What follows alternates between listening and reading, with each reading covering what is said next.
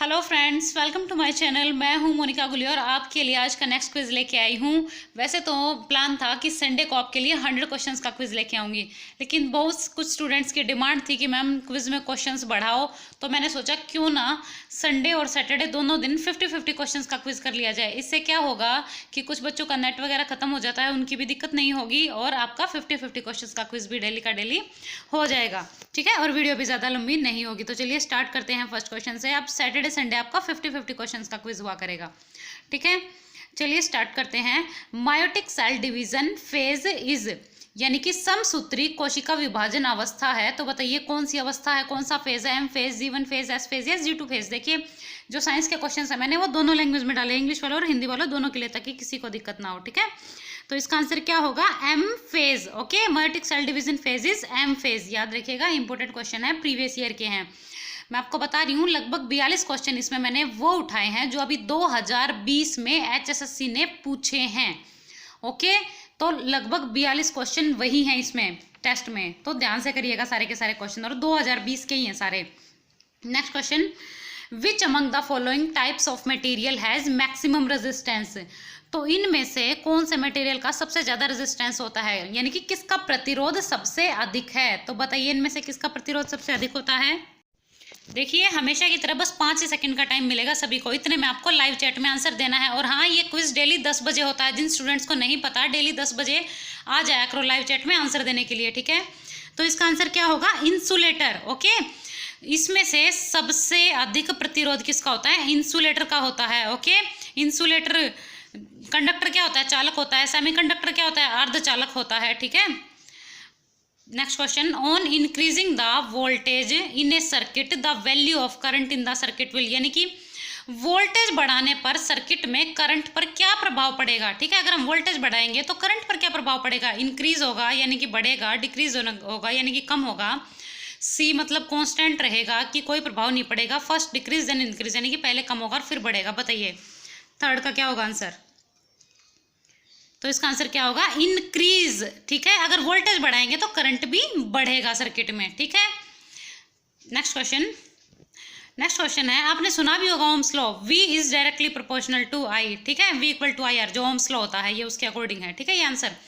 What should be the colour of the wire used for earthing in an electrical appliances, यानी कि विद्युत उपकरणों में अर्थिंग के लिए कौन से रंग की वायर का प्रयोग होगा? इनमें से बताइए कौन सी रंग की वायर का प्रयोग होता है मेनली, ज्यादातर? ठीक है, ये बताना है, ये मत कहना कि इसका भी हो जाता है। ठीक है, मुख्यतः किसका होता है? बताइए आंसर। तो क्या होगा इसका आंसर? बताइए जल्दी से। हरा। ओके, यानी कि जो ग्रीन कलर होता है ना वो अर्थिंग के लिए यूज होता है इलेक्ट्रिकल अप्लायंसेज में। Which of the following is semiconductor? इनमें से कौन सा अर्धचालक है? अब मैंने आपको बताया था पीछे, सेमीकंडक्टर जो होता है अर्धचालक होते हैं। ठीक है, तो बताइए इनमें से कौन सा अर्धचालक है? ये इसका आंसर तो आप सभी को पता ही होना चाहिए, कितना इंपॉर्टेंट है और साइंस में सबने पता नहीं कितनी बार पढ़ा होगा। तो इसका आंसर क्या होगा? सिलिकॉन। ओके, सेमीकंडक्टर कौन सा है? सिलिकॉन। मेनली जो 2 सेमीकंडक्टर पूछे जाते हैं पेपर में, सिलिकॉन और जर्मेनियम। ठीक है, सिलिकॉन या जर्मेनियम में से एक सेमीकंडक्टर आपसे पेपर में पूछा जाएगा। सिलिकॉन आ जाए तो सिलिकॉन है और जर्मेनियम आ जाए तो जर्मेनियम, और दोनों आ जाए तो सिलिकॉन और जर्मेनियम क्या है? दोनों के दोनों अर्धचालक है, यानी कि सेमीकंडक्टर। याद रखिएगा, दोनों का नाम बहुत इंपॉर्टेंट है। The direction of magnetic field around a current carrying conductor can be found by, यानी कि जो करंट संवाहक होता है ना, यानी कि जिसमें करंट बह रहा होता है, प्रवाहित हो रहा होता है करंट, उसके आसपास का जो चुंबकीय क्षेत्र की दिशा होती है वो कैसे पता लगती है? यानी कि मैग्नेटिक फील्ड का कैसे पता लगता है? बताइए बताइए क्या आंसर होगा? ABC या D? Only 5 seconds. तो इसका आंसर क्या होगा? Fleming's right hand thumb rule. आपने बचपन में पढ़ा भी होगा फ्लेमिंग का राइट हैंड थंब रूल। ठीक है ना, सबको पता होगा इसका आंसर। तो next question, what is the SI unit of? What is the SI unit of? Okay, watt किसकी SI यूनिट है? अब इसका आंसर तो आप सबको दे ही देना चाहिए, घर में भी बहुत बार यूज करते होगे ये शब्द तो आप। तो इसका आंसर क्या होगा? Electrical power. ओके, यानी कि शक्ति का मात्रक है वाट। सुना भी होगा बल्ब इतने वाट का है। ठीक है ना। What is the synonym of ritual? अब बताइए रिचुअल का सिनोनिम क्या है? देखिए मैं आपको फिर बोल रही हूँ, जितने भी इंग्लिश वर्ड्स में डेली आपको कराती हूँ ना वो डेली के डेली आपको याद रखने हैं, चाहे तो उन्हें कहीं नोट कर लीजिए या फिर 2-3 दिन में एक बार वीडियो को या इन वर्ड्स को रिवाइज कर लिया कीजिए, ठीक है। आपको ये पक्के हो जाएंगे 2-3 दिन में, हर 2-3 दिन में इनको रिवाइज कर लीजिए और एक बार वीकली रिवाइज कर लीजिए, ठीक है। तो इसका आंसर मैं आपको बता देती हूँ, इसका आंसर होगा प्रोसीजर। ओके, क्या होगा इसका सुनो ना, प्रोसीजर। देखिए रिचुअल क्या होता है, कहीं की कोई परंपरा हो, कुछ काम करने का तरीका हो, ठीक है। और प्रोसीजर भी क्या होता है, वही होता है, सेम होता है, ठीक है। आई होप आप समझ गए होंगे। बाकी के ऑप्शंस में बता देती हूँ आपको थोड़े थोड़े। डिस्कॉर्ड क्या होता है, किसी में कोई मतलब कोई झगड़ा वगड़ा होता है। वाइज बुद्धिमान होता है, नेग्लेक्ट किसी चीज़ को छोड़ देना एक तरीके से, ठीक है, नेग्लेक्ट करना। ईडियम व्हेन पिग्स फ्लाई, ठीक है, व्हेन पिग्स फ्लाई, बताइए जल्दी से क्या होगा इसका आंसर। ईडियम है ये, बताइए जल्दी। ईडियम मतलब मुहावरा, तो क्या होगा 9th का आंसर। टाइम आप 5 सेकेंड्स कंप्लीट। इसका आंसर होगा highly unlikely to happen when pigs fly. अब देखिए सूअर क्या उड़ सकते हैं, तो ये चीज़ तो हो ही नहीं सकती, तो इसका मतलब क्या हो गया, व्हेन अनलाइकली टू हैपन, ठीक है, ठीक है, हाईली अनलाइकली टू हैपन, यानी कि बहुत ही कुछ अजीब सा, ये तो हो ही नहीं सकता। Next question, fill in the blanks. Sheela dash the cake. अब शीला ने क्या किया केक का, बताओ। स्वयं किया, बेक्ड किया, रैन किया या क्राइड किया, बताइए जल्दी से इसका आंसर। वैसे ये इंग्लिश किसी की वीक भी हो, वो भी कॉमन सेंस से समझ जाएगा क्या होना चाहिए इसका आंसर, बताइए जल्दी से। तो इसका आंसर क्या होगा, बेक्ड। Okay, baked. अब देखिए केक को क्या किया जाता है, बेक किया जाता है, आपको पता भी होगा केक को बेक किया जाता है। आप केक लेने भी कहाँ जाते हैं, बेकरी पर ही जाते हैं, और वहाँ पर केक क्या किए जाते हैं, बेक किए जाते हैं, ठीक है। इस तरीके से आप याद रख सकते हैं। ओके, बेकरी पर जाकर केक लेके आते हैं। चमत्कारी मंत्र किस वेद से संबंधित है। अब आपको पता होगा, आपने पढ़ा भी होगा, 4 वेद हैं और चारों वेदों में क्या क्या चीज़ हैं, तो मंत्र वगैरह किस वेद में है, ठीक है, मंत्र वगैरह किस वेद में है इनमें से। तो इसका आंसर क्या होगा, अथर्ववेद। ओके, अथर्ववेद। चमत्कारी मंत्र किस वेद से संबंधित है, ज़्यादातर अथर्ववेद से संबंधित है। इंपॉर्टेंट है, याद रखिएगा कौन से वेद में क्या चीज़ मेंशन कर रखी है, ये पता होनी चाहिए आपको। निम्न में कौन सा शहर कर्क रेखा के समीप है। वैसे तो कर्क रेखा के समीप बहुत सारे शहर हैं, लेकिन निम्न में से जो सबसे समीप है ना, वो बताना है आपको, ठीक है। तो बताइए इसका आंसर क्या होगा। ये क्वेश्चन पूछा गया है, मैं आपको बता रही हूँ, लगभग 42 क्वेश्चन मैंने अभी 2020 के जो पेपर हुए थे ना, जैसे कि उनमें से उठाए हैं। तो इसका आंसर क्या होगा, कोलकाता। ओके, कोलकाता कर्क रेखा के सबसे समीप है इनमें से। हरियाणा के पारंपरिक गीत किस भाषा से प्रभावित होते हैं। तो मैंने आपको बताया था कि जो हरियाणवी भाषा मुख्यतः मूल रूप किसका मानी जाती है, जिस भाषा का मूल रूप वो मानी जाती है ना, मैंने पीछे आपको क्विज में बताया था, उसी भाषा से पारंपरिक गीत प्रभावित होते हैं। तो इसका आंसर क्या होगा, कोरवी, ठीक है। क्या होगा इसका आंसर, कोरवी। कोरवी भाषा से प्रभावित होते हैं हरियाणा के पारंपरिक गीत, और हरियाणवी जो मूल रूप किसकी मानी जाती है, कोरवी की ही मानी जाती है। क्वेश्चन इस तरह भी पूछा जा सकता है। निम्नलिखित में से कौन हरियाणा के नाथ सिद्ध साहित्यकार हैं। तो इनमें से बताइए कौन नाथ सिद्ध साहित्यकार हैं, ए बी सी या डी, बताइए 14 का आंसर क्या होगा। तो इसका आंसर क्या होगा, बताइए जल्दी। सिद्ध चौरंगीनाथ, सिद्ध योगराज पुरानाथ, श्रीनाथ अष्टक या ए व बी दोनों। तो इसका आंसर होगा ए व बी दोनों, यानी कि सिद्ध चौरंगीनाथ और सिद्ध योगराज पुरानाथ दोनों ही हरियाणा के नाथ सिद्ध साहित्यकार हैं। नाम याद रख लेना इन दोनों का, इंपॉर्टेंट है, क्योंकि नाथ संप्रदाय से रिलेटेड आजकल कुछ ज़्यादा ही क्वेश्चन पूछने लगा है एचएसएससी। निम्न में कौन सा साहित्य मध्यकालीन युग का है। मध्यकालीन युग का कौन सा साहित्य है इनमें से, बताइए। बीसल देव रासो, पृथ्वीराज रासो, परमाल रासो या उपयुक्त सभी। 15 का आंसर क्या होगा, उपयुक्त सभी। ओके, यानी कि ये सारे के सारे, बीसल देव रासो, पृथ्वीराज रासो और परमाल रासो सारे के सारे मध्यकालीन युग के ही लिखे हुए हैं, ठीक है, सारे के सारे साहित्य। नेक्स्ट क्वेश्चन, विश्व कैडेट कुश्ती चैंपियनशिप में स्वर्ण पदक जीतने वाली सोनम हरियाणा के किस जिले से है। अब जिस खिलाड़ी ने कोई पदक जीता हो ना 6 महीने के अंदर अंदर या 2-3 महीने के अंदर, तो खासकर उनका आपको पता होना चाहिए कि वो कहाँ से हैं। तो सोनम कहाँ से हैं, ये सोनीपत से हैं। ओके, आप ऐसे भी याद रख सकते हो, सोनम सोनीपत से ही, और स्वर्ण पदक ही इन्होंने जीता है, ठीक है। सौर आधारित पहला ग्रीन हाउस हरियाणा में कहाँ बनाया गया है। जो भी फर्स्ट हो, आपको पता है कितना इंपॉर्टेंट होता है, चाहे वो वर्ल्ड में फर्स्ट हो, इंडिया में फर्स्ट हो या हरियाणा में फर्स्ट हो, जो भी पहला हो वो बहुत इंपॉर्टेंट होता है। तो पहला ग्रीन हाउस हरियाणा का कहाँ बनाया गया है। तो इसका आंसर क्या होगा, दीजिए आंसर, बस 5 सेकेंड है सभी के पास। तो इसका आंसर क्या होगा, हिसार। ओके, पहला ग्रीन हाउस कहाँ बनाया गया है, हिसार में बनाया गया है, ठीक है, इंपॉर्टेंट है। हिसार में और भी कई सारी जो अनुसंधान संस्थान है वो सब आपको पता होने चाहिए। वैसे मैं ज़्यादातर आपको बता भी चुकी हूँ। ठीक है, नेक्स्ट क्वेश्चन, हरियाणा राज्य औषधीय पौधा मंडल कब स्थापित किया गया? Very very important question. मैं आपको फिर बता रही हूँ, जो 42 तक जितने भी क्वेश्चंस है ना, लगभग 42 क्वेश्चंस, वो सारे के सारे अभी 2020 के HSC के ही हैं सारे के सारे। ओके, तो इसका आंसर क्या होगा? 2002। हरियाणा राज्य औषधीय पौधा मंडल कब स्थापित किया गया? 2002 में। मंत्री परिषद किसके द्वारा नियुक्त की जाती है? पॉलिटी का क्वेश्चन है, पूछा गया था। बताइए इसका आंसर, कौन नियुक्त करता है मंत्री परिषद को? लोकसभा अध्यक्ष, उपराष्ट्रपति, राष्ट्रपति या न्यायाधीश?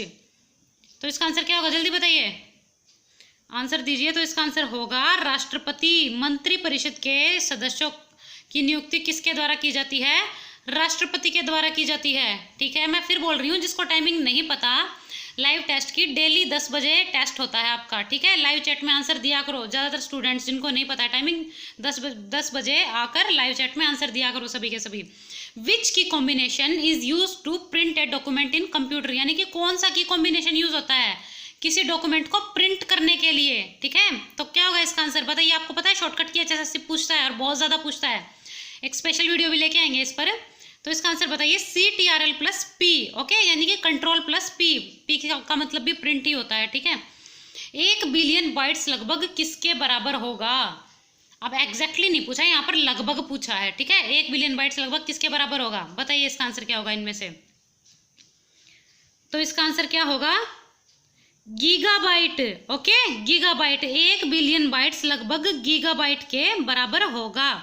क्वेश्चन इंपॉर्टेंट है, HSC में पूछा गया था। ठीक है, स्टोर असिस्टेंट में पूछा गया था ये। The locker is dash the books to ensure safety. अब बताइए इसमें से कौन सा ऑप्शन फिट बैठता है इसमें? 20 सेकेंड का क्या आंसर होगा? बाय, बिहाइंड, आफ्टर या नियर? देखिए क्या ठीक बैठ रहा है इसमें। तो इसका आंसर क्या होगा? Behind. Okay, the locker is behind the books to ensure safety, यानी कि लॉकर को कहाँ रखा गया है? पीछे रखा गया है बुक्स के। टू एंश्योर सेफ्टी यानी कि सेफ्टी की श्योरिटी के लिए। ठीक है, एंश्योर करने के लिए। गौतम बुद्ध किस भाषा में उपदेश देते थे? तो जो गौतम बुद्ध थी उनकी कौन सी भाषा थी मेनली उपदेश देने की? आपको पता है ये गौतम बुद्ध से रिलेटेड क्वेश्चंस कितने इंपॉर्टेंट होते हैं। पहला उपदेश कहाँ दिया, सबसे ज़्यादा उपदेश कहाँ दिए, महापरिनिर्वाण कहाँ प्राप्त हुआ, किस उम्र में हुआ, किस वृक्ष के नीचे हुआ। ठीक है, तो बुद्ध से रिलेटेड क्वेश्चंस मैं आपको बताती रहती हूँ, 2-3 दिन पहले भी मैंने आपको बताया था। तो इसका आंसर क्या होगा? पाली। ओके, गौतम बुद्ध ने किस भाषा में उपदेश दिए थे? अपने पाली में दिए थे। ज़्यादातर उपदेश पाली में ही दिए थे। और पहला उपदेश गौतम बुद्ध ने कहाँ दिया था, ये आप मुझे कमेंट बॉक्स में बताएंगे। ठीक है, पहला उपदेश कहाँ दिया था? 2-3 दिन पहले ही मैंने आपको बताया था इसका आंसर। PSLV C47 श्रीहरिकोटा से लॉन्च होने वाला कौन सा लॉन्च व्हीकल मिशन है? तो बताइए ये कौन सा मिशन है? बताइए जल्दी से। ये भी क्वेश्चन पूछा गया है HSC में। ये आई थिंक सेक्शन ऑफिसर का है। HSC का जो सेक्शन ऑफिसर का पेपर हुआ था अभी 2020 का, उसका है। तो इसका आंसर क्या होगा? 74वां। ओके, PSLV C47 कौन सा मिशन था? श्रीहरिकोटा से लॉन्च होने वाला 74वां मिशन था। 74 याद रखिएगा और नजर रखिएगा अब जो भी मिशन लॉन्च हो कौन सा है। मानवाधिकार आयोग में कार्यालयीन सदस्यों का कार्यकाल कितने वर्षों का होता है? वेरी वेरी इंपॉर्टेंट, आपको पता होना चाहिए।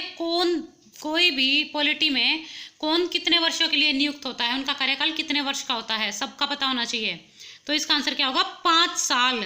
ठीक है, 5 साल का कार्यकाल होता है मानवाधिकार आयोग के जो सदस्य होते हैं उनका। नेक्स्ट क्वेश्चन, इनमें से सबसे दक्षिणी पहाड़ी कौन सी है? अभी यूं नहीं पूछा कि भारत में सबसे दक्षिणी पहाड़ी कौन सी है, ऑप्शंस में से पूछा है सबसे दक्षिणी पहाड़ी कौन सी है। तो बताइए, नीलगिरी की है, नल्लामलाई है, अयोध्या है या इलायची की है? कौन सी पहाड़ी है जो सबसे नीचे की तरफ है इन चारों में से?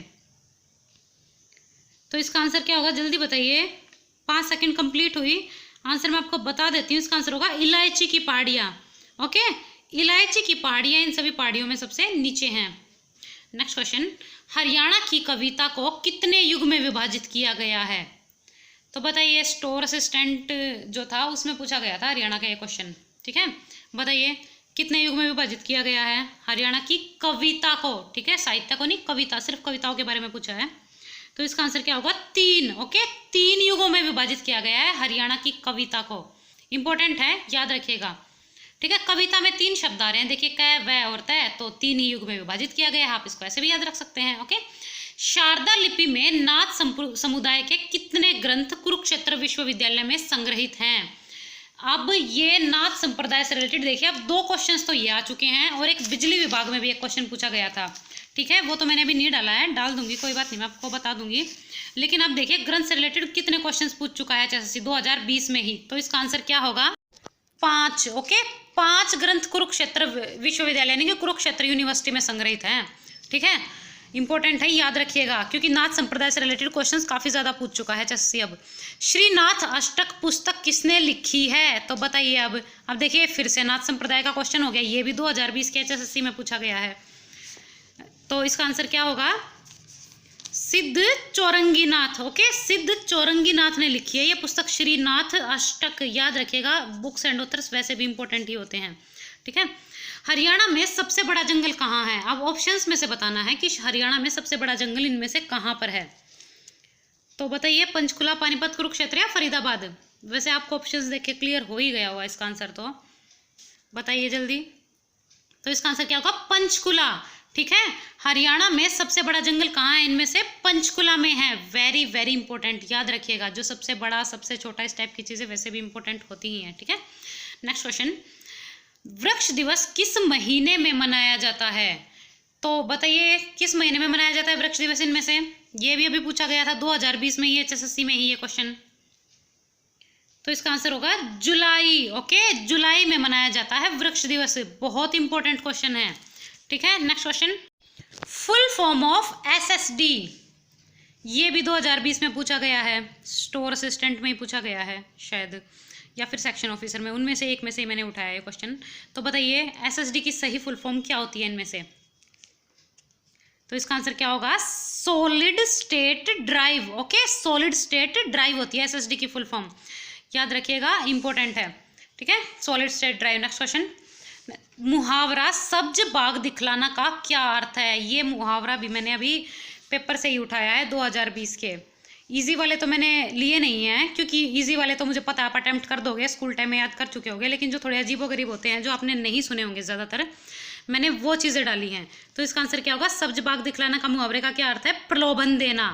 ठीक है, क्या देना? प्रलोभन देना, यानी कि किसी को लालच देना किसी भी चीज़ का। ठीक है, याद रखिएगा।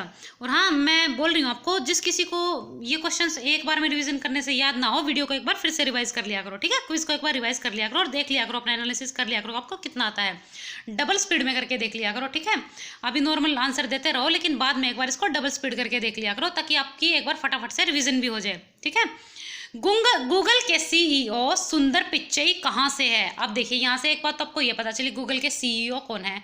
सुंदर पिच्चई है। बहुत इंपॉर्टेंट है ये क्वेश्चन। ठीक है, लेकिन ये है कहाँ से? अब इसका आंसर आपको मुझे बताना है, बताइए जल्दी से।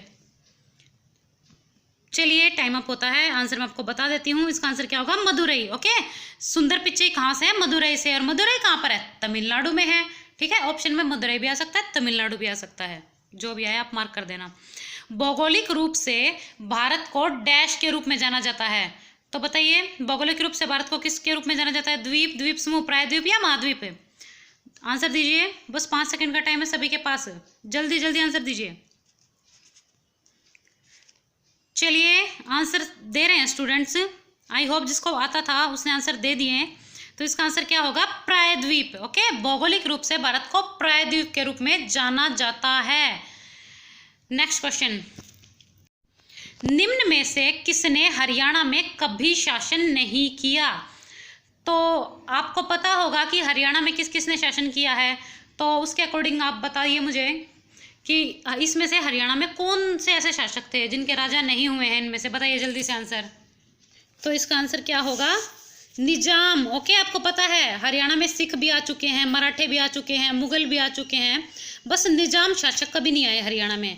ठीक है, अभी ये भी पूछा गया था 2020 में, सारे ही क्वेश्चंस 2020 के हैं। 42 क्वेश्चंस कराए हैं ना मैंने आपके, लगभग 42 क्वेश्चंस तक मैंने 2020 तक के ही उठाए हैं। ठीक है, जो एचएसएससी ने पूछे हैं। माना जाता है महाभारत का युद्ध लगभग हरियाणा की वर्तमान भूमि में हुआ, तो बताइए लगभग कितने ईसा पूर्व हुआ? क्या होगा इसका आंसर? चलिए, टाइम अप होता है, इसका आंसर होगा 900 ईसा पूर्व। ठीक है, माना जाता है कि महाभारत का युद्ध 900 ईसा पूर्व हुआ था लगभग। निम्न में से कौन सा समाचार पत्र हरियाणा में ज़्यादातर पढ़ा जाता है? तो 2019 में एक सर्वे हुआ था, उसमें देखा गया था ये कि हरियाणा में समाचार पत्र इनमें से कौन सा ज़्यादा पढ़ा जाता है। तो देख के बताइए कौन सा सबसे ज़्यादा पढ़ा जाता है, आंसर दीजिए। तो इसका आंसर क्या होगा? Hindustan times. Okay, Hindustan times ऐसा समाचार पत्र है जो हरियाणा में ज़्यादातर पढ़ा जाता है इनमें से, ऑप्शंस में से। ठीक है, नेक्स्ट क्वेश्चन, हरियाणा में सबसे लंबे क्षेत्र में बहने वाली नदी कौन सी है? तो सबसे ज़्यादा जगह पर बहने वाली नदी इनमें से कौन सी है, बताइए जल्दी से। दोहान, मारकंडा, टांगरी या घग्गर? दीजिए आंसर जल्दी से। चलिए 5 सेकंड्स कंप्लीट, टाइम अप होता है। जिसको आता था उसने आंसर दे दिया होगा। तो 39 का आंसर क्या होगा? घग्गर। ओके, हरियाणा में सबसे लंबे क्षेत्र में बहने वाली नदी कौन सी है? घग्गर है। ठीक है, इंपॉर्टेंट क्वेश्चन है, याद रखिएगा। Next question, 40th question, Haryana में कितने प्रकार की भौगोलिक विशेषताएं पाई जा सकती हैं? तो अब बताइए जल्दी से। आज के लिए क्वेश्चंस बहुत पूछने लग गया है एचएसएससी। कृषि कितने जोनों में बांटा गया है? कृषि क्षेत्र कितने? कविता को कितने युगों में बांटा गया है? साहित्य को कितने युगों में बांटा गया है? ठीक है, तो इसका आंसर क्या होगा? कितने प्रकार की भौगोलिक विशेषताएं पाई जाती हैं हरियाणा में? तो इसका आंसर होगा 4। ओके, 4 प्रकार की भौगोलिक विशेषताएं पाई जाती हैं। ठीक है, ओटू बैराज किस नदी पर है? तो बताइए जल्दी से, ओटू बैराज किस नदी पर है इनमें से? कौशल्या, घग्गर, सरस्वती या चेटांग? जल्दी आंसर दीजिए, ओनली 5 सेकेंड्स। चलिए टाइम अप होता है, 5 सेकेंड्स कंप्लीट। तो इसका आंसर क्या होगा? घग्गर। ओके, ओटू बैराज किस नदी पर है? घग्गर पर है। जितने भी बैराज हैं, बांध हैं, चाहे वो हरियाणा के हो चाहे वो इंडिया के हो, अगर पेपर क्रैक करना है ना तो इंडियन जीके भी और हरियाणा जीके भी दोनों ही अच्छे से पढ़नी है, क्योंकि आपको पता है इक्वल मार्क्स की आती हैं। ठीक है, ज़्यादा फर्क नहीं होता है। नेक्स्ट क्वेश्चन, इंडियन जीके भी जल्दी ही टॉपिक वाइज स्टार्ट करेंगे और हरियाणा जीके भी। ठीक है, निम्न में कौन सा वाक्य है? अब बताइए कौन सा वाक्य है? जो स्टूडेंट्स मेरी डेली क्विज देखते होंगे उनको ये आंसर सबको ठीक पता होना चाहिए। ओके, क्योंकि मैं बहुत अच्छे से समझाती हूँ और डेली के डेली 2-3 दिन तो एक चीज़ की प्रैक्टिस करा ही रही हूँ। फिर भी अगर किसी को क्लियर ना हो तो एक बार कमेंट बॉक्स में ना मुझे एंड में कमेंट कर जाइएगा। ठीक है, मैं उसको अच्छे से थोड़ा एक्सप्लेन कर दूंगी। तो कौन सा वाक्य है इसमें से? तो इसका आंसर होगा मिश्र वाक्य है। ठीक है, मैंने एक व्यक्ति को देखा जो बहुत होशियार था। अब मैं आपको 2-3 दिन से बता रही हूँ कि जब भी कहीं पर जब जब जहाँ जहाँ जो जय वाले शब्द आते हैं वहां पर मिश्र वाक्य होगा। ठीक है, बताया था ना मैंने आपको। परसों एक वाक्य डाला था जिसमें जो था, कल एक डाला था जिसमें जहाँ जहाँ था। ठीक है, और आज मैंने डाला है इसमें जो है। देखिए, मैंने एक व्यक्ति को देखा जो बहुत होशियार था। तो जब भी आपको जब जब जहाँ जहाँ जो इस टाइप की चीज़ें मिल जाए ना, वहाँ पर हमेशा आपको मिश्र वाक्य ही मिलेगा। ठीक है, और संयुक्त वाक्य कहाँ मिलेगा? जहाँ पर कोई 2 वाक्य कंजक्शन से कनेक्ट हो रहे हों, जैसे कि इसलिए और, वहाँ पर कौन सा वाक्य मिलता है? संयुक्त वाक्य मिलता है। आई होप समझ आ गया होगा जो मैंने बताया है। ठीक है, कोई दिक्कत नहीं है, डेली डेली आपको प्रैक्टिस कराऊंगी तो याद भी हो जाएगा। सूक्ति में कौन सी संधि है?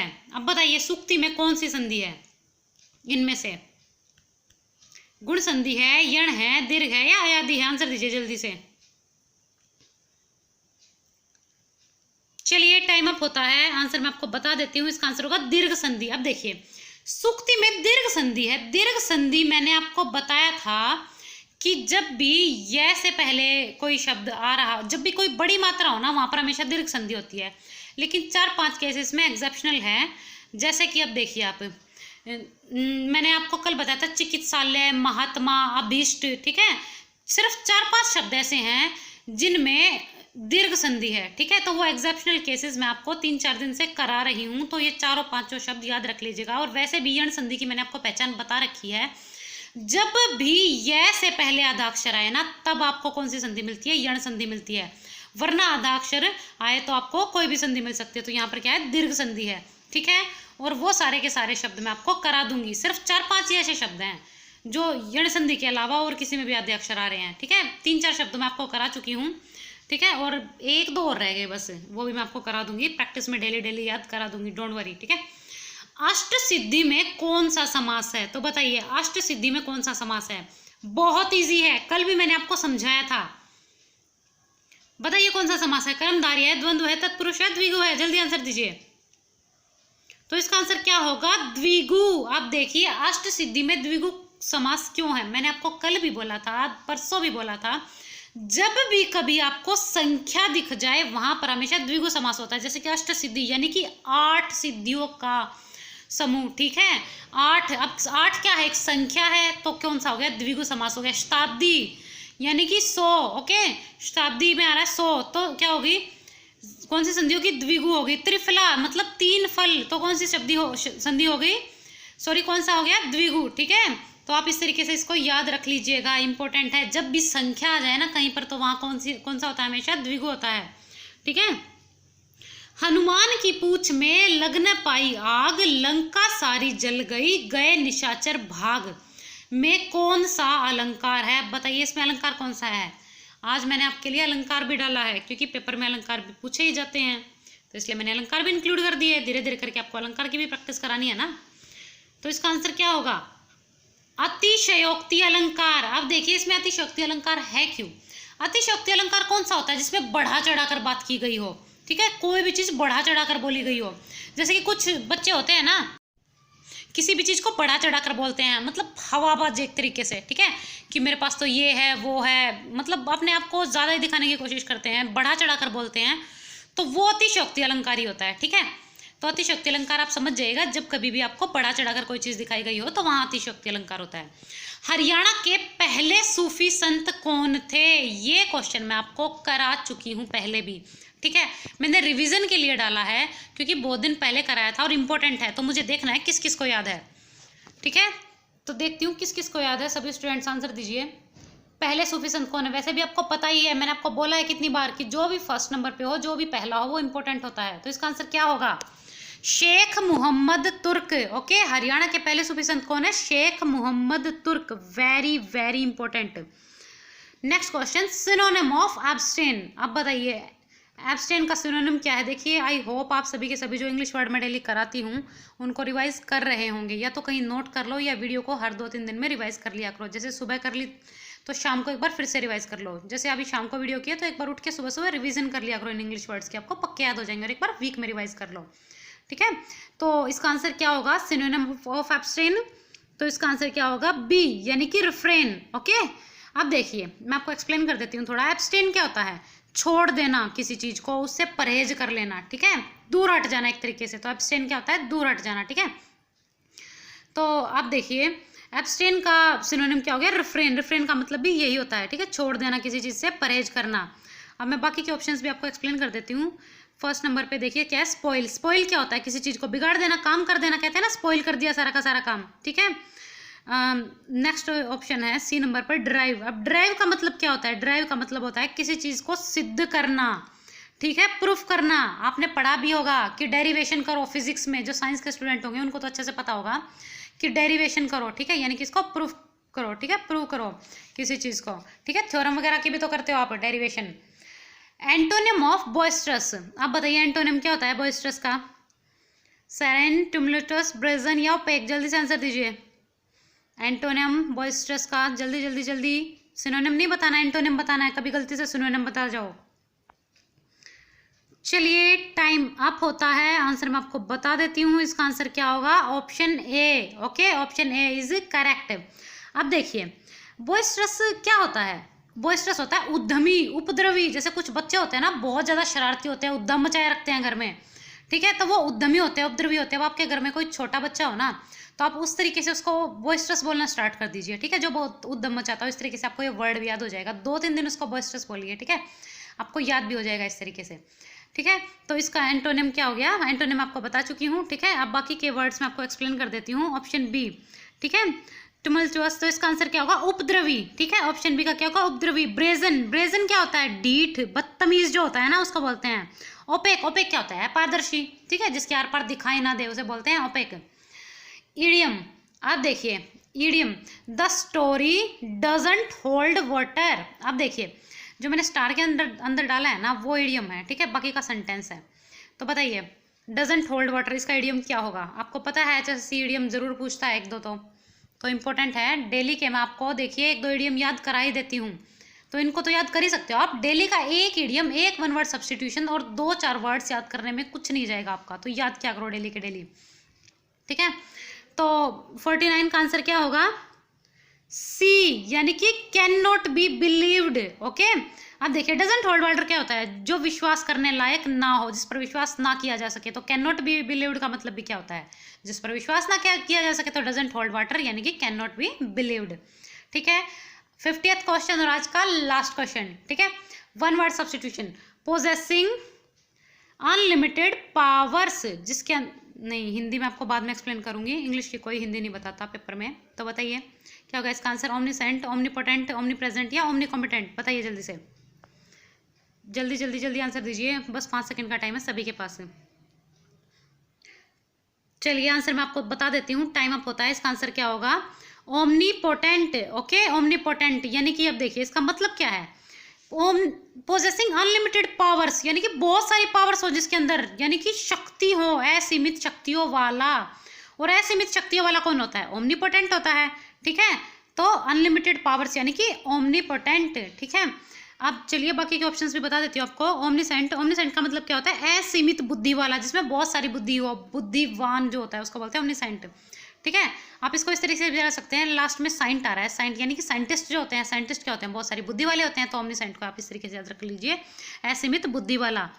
ओमनी प्रेजेंट, अब ओमनी प्रेजेंट क्या होता है, जो हर जगह उपस्थित रहे। ठीक है, हर जगह उपस्थित रहने वाला। प्रेजेंट क्या होता है, उपस्थित होने वाला, तो ओमनी प्रेजेंट से याद कर लीजिए, हर जगह उपस्थित होने वाला।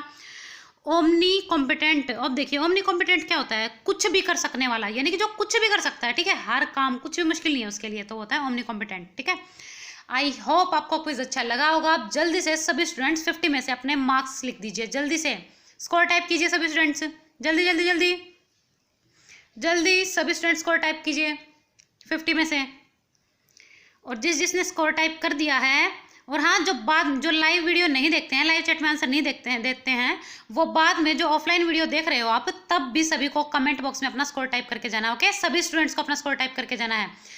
जिसने स्कोर टाइप कर दिया है जल्दी से वीडियो को लाइक कर दीजिए। ओके, और कमेंट बॉक्स में सभी स्टूडेंट्स बाद में ज़रूर बता के जाएंगे कि वीडियो आपको कैसे लग रही है। और हाँ, अगर आपको वीडियो में कोई चेंज कराना हो तो वो भी आप मुझे बता सकते हैं, आपकी सहूलियत के अकॉर्डिंग मैं चेंज कर दूंगी। ओके, और अब सैटरडे संडे को डेली 50-50 क्वेश्चंस का क्विज हुआ करेगा, तो रेडी रहिए। ठीक है, फिर भी अगर आपको कोई और क्वेरी हो, कुछ भी आपको कोई चेंज कराना हो, आपकी सहूलियत के अकॉर्डिंग मैं चेंज कर दूंगी, कमेंट बॉक्स में मुझे बता देना।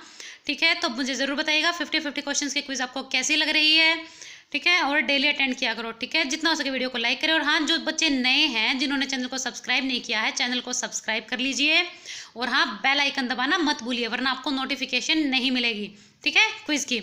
तो चैनल को सब्सक्राइब करिए, लाइक कीजिए। और हाँ, जितना हो सके अपने फ्रेंड्स में, व्हाट्सएप ग्रुप में, फेसबुक ग्रुप में क्विज को शेयर कर दीजिए कीजिए। और अगर आपको और किसी टॉपिक पर वीडियो चाहिए तो वो भी मुझे कमेंट बॉक्स में बता सकते हैं। Okay, bye bye, thank you, like share and subscribe. Good night to all of you, bye bye.